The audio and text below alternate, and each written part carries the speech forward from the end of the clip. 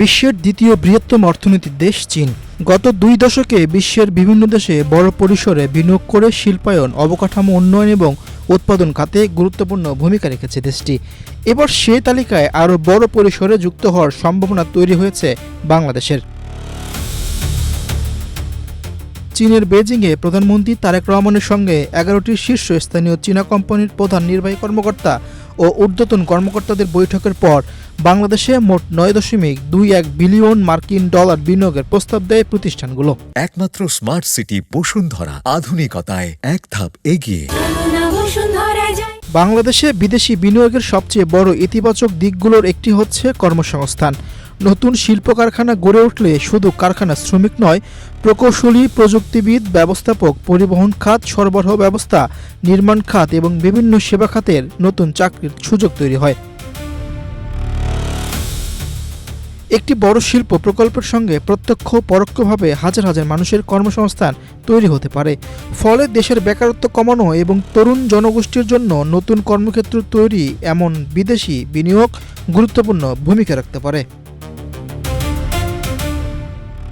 বাংলাদেশ বিনিয়োগ উন্নয়ন কর্তৃপক্ষ নির্বাহী চেয়ারম্যান চৌধুরী আশিক মাহমুদ বিন হারুন জানিয়েছেন, এটি কোম্পানিগুলোর পক্ষ থেকে দেওয়া প্রাথমিক বিনিয়োগের প্রস্তাব। এখনও কোনো প্রকল্পের অনুমোদন কিংবা বিনিয়োগ চূড়ান্ত হয়নি। ফলে এই মুহূর্তে অর্থ দেশে আসবে এমন নিশ্চয়তা দেওয়ার কোনো সুযোগ নেই। বাংলাদেশ দীর্ঘদিন ধরে শ্রম নির্ভর শিল্পের উপর নির্ভরশীল, কিন্তু এখন প্রয়োজন উচ্চ প্রযুক্তি নির্ভর উৎপাদন, আধুনিক কারখানা এবং বৈচিত্র্যময় শিল্প খাত।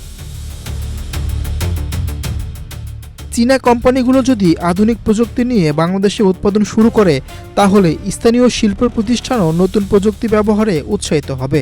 এতে উৎপাদনশীলতা বাড়বে, পণ্যের মান উন্নত হবে এবং আন্তর্জাতিক বাজারে প্রতিযোগিতা করার সক্ষমতা বৃদ্ধি পাবে।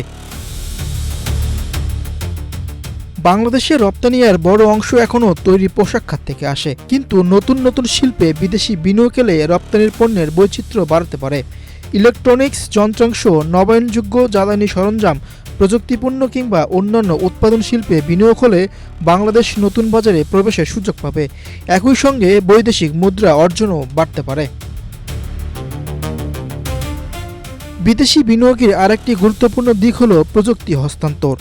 আন্তর্জাতিক কোম্পানিগুলো সাধারণত আধুনিক উৎপাদন ব্যবস্থা, উন্নত ব্যবস্থাপনা এবং দক্ষ জনবল তৈরির প্রশিক্ষণ নিয়ে আসে। ফলে স্থানীয় কর্মীরা আন্তর্জাতিক মানের প্রযুক্তি ও ব্যবস্থাপনা সম্পর্কে অভিজ্ঞতা অর্জনের সুযোগ পান। দীর্ঘমেয়াদে এটি দেশের মানব সম্পদের দক্ষতা বৃদ্ধিতেও সহায়ক হয়।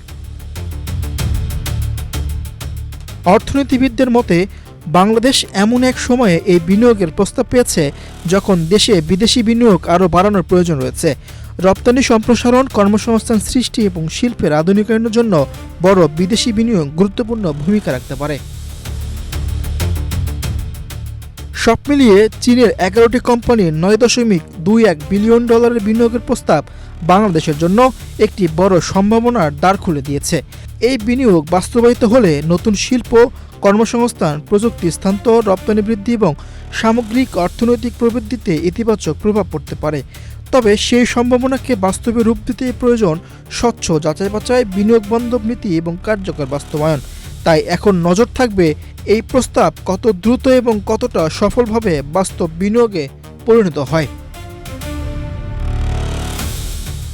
মীর হোসেন সরকার, বাংলাদেশ প্রতিদিন।